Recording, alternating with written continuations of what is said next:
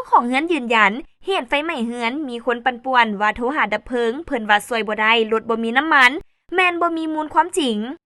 วันที่17มีนาคม2026เวลาประมาณ 11:45 นาทีเกิดเหตุไฟไหม้เฮือนของประชาชนอยู่บ้านหนองเหนี่ยวเมืองศรีโคตะบองนครหลวงเวียงจันทน์ภายหลังเกิดเหตุเจ้าหน้าที่ก็ได้หิมห้อนนำไส้รถออกมอดไฟ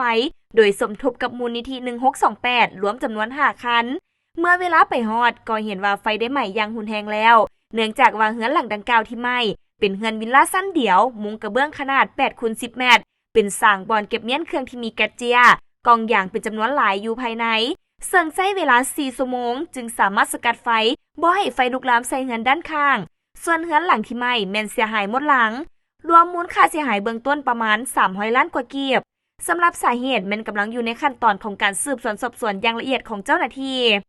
ต่อกับเหตุการณ์ดังกล่าวได้มีผู้ใช้เพจ Facebook คนหนึ่งใส่รูปภาพจากเหตุไฟไหม้เฮือนหลังดังกล่าวโพสต์ลง Facebook ที่มีลักษณะใส่ให้ป้ายสีโดยที่บ่มีมูลความจริงว่าไฟไหม้เฮือนโทรหารถดับเพลิงเพิ่นว่าน้ำมันหมดต่อโพสต์ดังกล่าวมีผู้ใช้สื่อสังคมออนไลน์ได้มีการแบ่งปันโพสต์และแสดงความคิดเห็นอย่างหลากหลายเฮ็ดให้หลายคนหลงเชื่อโพสต์ที่สร้างความปั่นป่วนดังนั้นวันที่18มีนาคม2026ท้าวแอน้อยยมราชอายุ29ปี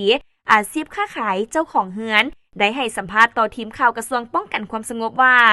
ในเมื่อเกิดเหตุแม่นคนในเฮือนใกล้เคียงเป็นผู้เห็นเหตุการณ์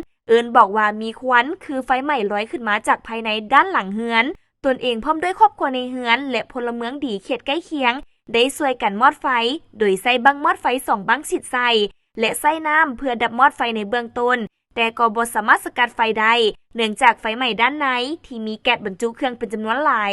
ในขณะนั้นก็ได้โทรแจ้งต่อเจ้าหน้าที่มอดไฟภายหลังโทรแจ้งก็มีรถดับมอดไฟถึง5คันแต่ก็ยังมีข่าวที่ลงตามสื่อออนไลน์ว่าเจ้าหน้าที่มอดไฟมามอดไฟบ่ได้ย้อนรถบ่มีน้ำมันซึ่งข้าพเจ้าในฐานะเจ้าของเฮือนขอยืนยันว่าบ่มีความจริงซึ่งเหตุการณ์ไฟไหม้ในครั้งนี้มันมีเจ้าหน้าที่มอดไฟเข้ามาช่วยจึงสามารถสกัดไฟบ่ให้ลุกลามสร้างผลเสียหายหลายกว่านี้